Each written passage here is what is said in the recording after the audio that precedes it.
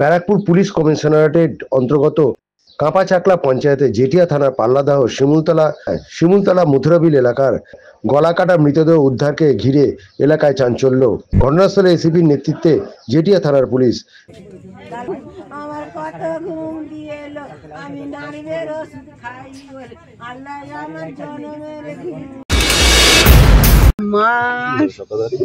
সকালবেলা আমরা ভোরবেলা উঠি, রোজ দিন উনি 9টার সময় ওঠে, 9টার সময় রোজ দিনই 9টার সময় ওঠে। একটা লাইট জ্বলে, ঘরে তালা দেওয়া থাকে। আমি ডাকি এটে ওয়া ওটো ওটো, তখন উঠে আবার ফের চা করে, উঠে ঝাঁট দিয়ে ঘর ঝাঁট দিয়ে চা করে আমাদের দেয়, খায়। আজকে রোজ দিনের মতন আজকে উঠেছি আমরা, উঠে আমাদের সজনের ফুল ফেলেছি, আমাদের বাড়ির লোক বাজারে গেছে। আবার ফের আমি ওইসে বলছি কি আজকে বিডিওই যাওয়ার কথা, ওনার রেশন কার্ড বন্ধ 4 মাস, তার রেশন কার্ডটা দেবে।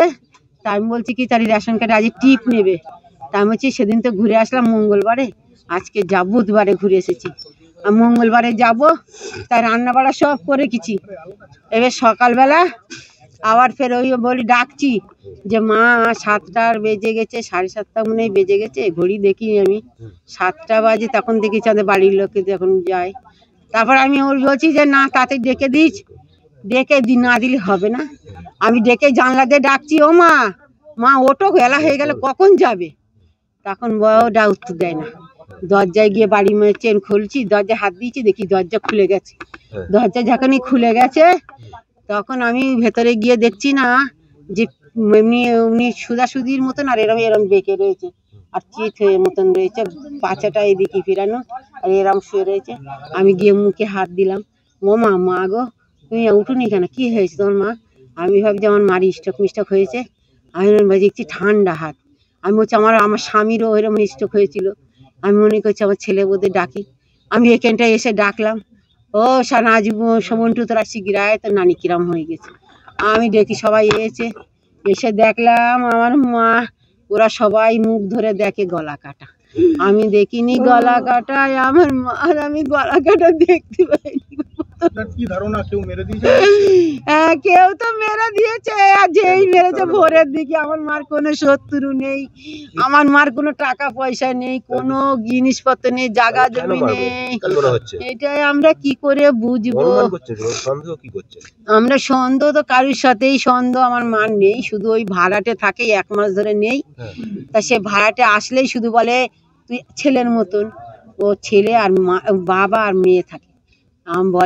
বলে কি যে তুই থাকলে থাক, আর না ঘর ছেড়ে দে। ঠিক আছে, আপনারা কি চাইছেন এখন এই ধরনের ঘটনা ঘটলো? আমি কি বলবো, আমার ছেলের আছে, আমি কিছু বলার নেই। আমি তো মাকে পাবো না। আপনার মায়ের নাম কি? ফুলজান বিবি। আপনার নাম কি? আপনার নাম কি দিদি? আপনার নামটা? আপনার নাম? রোচিয়া বিবি। আমি সকালবেলা 7:30টার সময় বাজারে বেরিয়ে গেছি, সবজি বাজার করতে বেরিয়ে গেছি। তারপরে রাস্তার মধ্যে গেছি, আমার ওয়াইফ ফোন করে বললো যে এরকম এই ব্যাপার, গলা কাটা পাওয়া গেছে। কি সন্দেহ করছেন আপনারা? সন্দেহ তো কিছু মনে করছে না আমাদের, কেন ওনার সঙ্গে কোনো না ওনার সঙ্গে কোনো শত্রুতা নেই তো। কেউ চুরি করতেও তো আসতে পারে, এইরকম কিছু বুঝতে পারছি না। ঝগড়াটি কি না, উনি এই বিষয়ে খুবই ভদ্র, কোনো ওনার সঙ্গে কোনো শত্রুতা নাই একদম। এমনি চোখে দেখতে পায় না, দিনের বেলায় যেটুকু কিছু নেই। কি কারণে এরকম খুন হতে পারে আপনাদের ধারণা কি? এইটা তো কত বয়স ওনার? 75। কি নাম জানেন? নামটা আমার নাম রফিকুল মন্ডল। প্রতিবেশী আপনি? হ্যাঁ, আমার এই বাড়ি এটা।